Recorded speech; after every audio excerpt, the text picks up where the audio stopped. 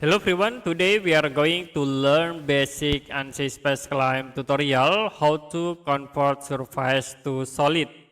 So you can create new design, and as example I will create line in it, and the second object you can draw the arch object. Now if you want to set into surface, we can use the pull tools. Okay, select this line and also select this circle object. Now if you want to convert this surface into solid, we can use the pull tools. So you can click here pulls, and then we can select invest from this object.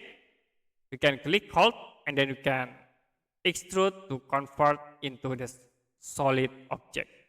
Also same in this surface, you can click hold, and then you can convert the selected object into the solid object. Okay, that's it for basic Ansys Spaceclaim tutorial, how to convert surface to solid. If you have any question about tutorial, you can comment below this video.